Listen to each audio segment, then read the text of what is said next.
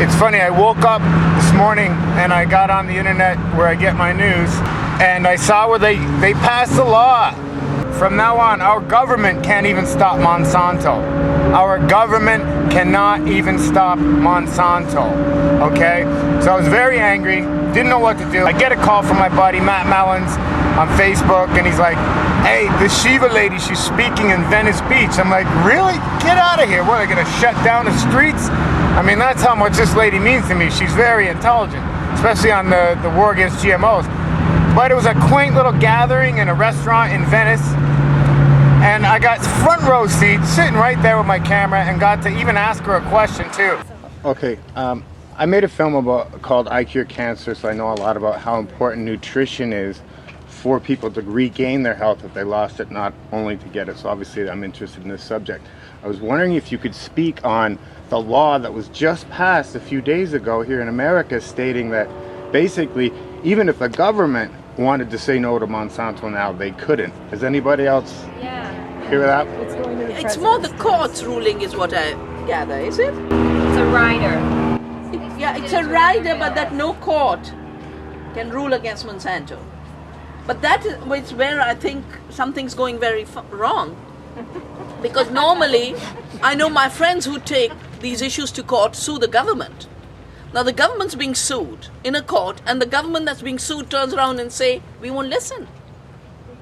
The courts are supposed to regulate excesses of government. Yeah? So it's a constitutional crisis of a very deep kind. And I really think good constitutional lawyers, this is it. This is the problem. The GMO issue was seen as a particular concern of a very tiny group of people, as a very specialized concern. But it cuts through everybody's life, whether you are worried about health or you're an environmentalist. It doesn't matter which part of the environment you care about. It could be the pollinators, it could be the soil organisms. Our studies show 22% disappearance in 4 years of beneficial soil organisms. Animals are dying eating this stuff. So it doesn't matter which place you enter, it affects you. And the GMO question now needs to be put in its broader political context. And I think some good constitutional lawyer should be found to challenge that rider.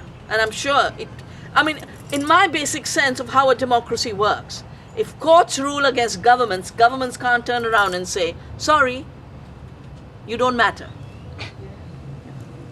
Hear, hear.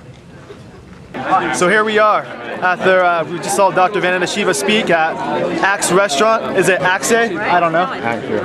And we had a great talk, and just talking, exchanging ideas, networking with a lot of people. And one of the main attacks that we should have, not only the genetic engineered foods, Monsanto, the Roundup as well. The Roundup residue is in the food, and that's cancer causing as it is. And anything that's cancer causing has to be labeled, right? If it causes cancer? Absolutely. And what about the bees? Okay, we've seen this colony collapse. Not everyone's willing to recognize that the Roundup is affecting the bees and other insects in our crops, our pollinators. So it's time that we go after the dangers of Roundup itself. Okay. All the different languages. Monsanto, murder. Assassinato. That's Hindi. I don't know what the equivalent is. All different languages. It's all different languages. I got Hindi on there, Korean, Chinese, but I'm not sure if it's Mandarin or not. Arabic. The back says Those are awesome. 85 to 90% of soy, corn, canola, and sugar beets are genetically modified. Genetically modified foods cause cancer.